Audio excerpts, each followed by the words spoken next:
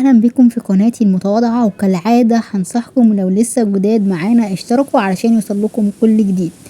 عايزة اقول في الاول ان المنتج ده او الريفيو ده تجربتي الشخصية معاه، هتكلم عنه ورأيي فيه، مميزات، عيوب، سعر، كل حاجة عنه. هتكلم عن شراب سيلادين من الادوية السريعة المفعول، طعمها كويس على عكس الادوية كتير بقى بيبقى طعمها صعب شوية. علاج رائع للسعال وتخفيف احتقان الحلق. كمان من الحاجات اللي ليها تأثير مضاد للاحتقان ومضاد للحساسية.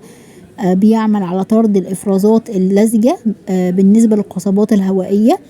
ايضا بيخفف احتقان الغشاء المخاطي للجهاز التنفسي اللي بيكون مصاحب للسعال. شراب السيلادين من الحاجات الملطفة جدا للسعال واللي بتطرد البلغم. من اهم استعمالاته ان هو بيخفف السعال، بيعالج احتقان الغشاء المخاطي للجهاز التنفسي في حالة التهاب الشعب الهوائية. بيعالج كمان اعراض نزلات البرد والانفلونزا، ولكن يمنع استخدام هذا الدواء للاشخاص اللي بيعانوا من حساسية اتجاه احد مكونات المنتج، او الاشخاص اللي بيعانوا من امراض انسداد في الجهاز الهضمي. ويحظى الأطفال الحديثي الولادة والحوامل والمرضعات.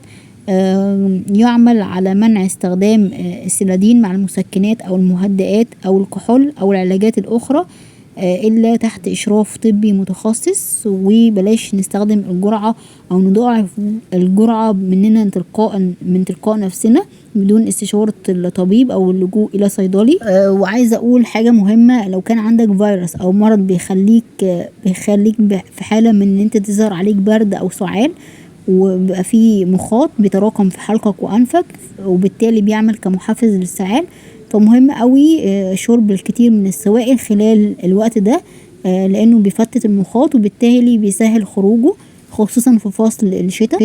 نحاول نهتم بشرب المشروبات الساخنة لأنها بتعمل على استرخاء الحلق والممرات الهوائية وبالتالي بتخفف السعال. المشروبات السخنة بتخلي المريض يشعر براحة. كمان بتلعب دور مهم جدا في تخفيف علامات وأعراض البرد خصوصا السعال. من الحاجات اللي أنا بنصحكم بشربها شاي البابونج والزنجبيل لقدرتهم على تهدئة السعال، أو الغرغرة بالمية المالحة، كوب من المية الدافي المذاب فيه نص مقدار معلقة واحدة صغيرة من الملح، ممكن يساعد في التخلص من السعال، وليه تأثير كبير جدا في تخفيف علامات وأعراض البرد. الاهتمام بتناول بعض الأطعمة زي العسل، العرقسوس، الثوم، الزنجبيل، كل الأطعمة دي غنية بالمغذيات اللي بتعالج السعال لأنها بتحفز الجهاز المناعي في الجسم فبيحارب المرض والأعراض زي السعال. استنشاق البخار الساخن برضو من الحاجات اللي بتقلل من البلغم وبتريح الشعب الهوائية وبتزيل علامات وأعراض السعال لمدة زمنية طويلة. عايزاكم برضو ما تقلقوش لأن السعال في الأغلب مش خطير ومش بيحتاج زيارة للطبيب، ولكن لابد من الإشارة إنك حريص على صحتك وصحة عيلتك بأكملها، فلازم برضو تلجأي إلى صيدلي أو حد يكون متخصص قبل استخدام أي دواء، خصوصا لو كنتوا بتعانوا من أي حالة مرضية.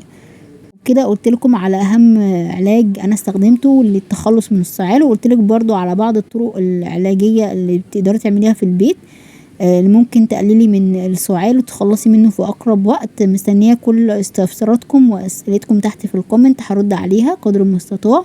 اشوفكم في حلقة جديدة على خير، وما تنسوش حبايبي الحلوين اللايك والشير.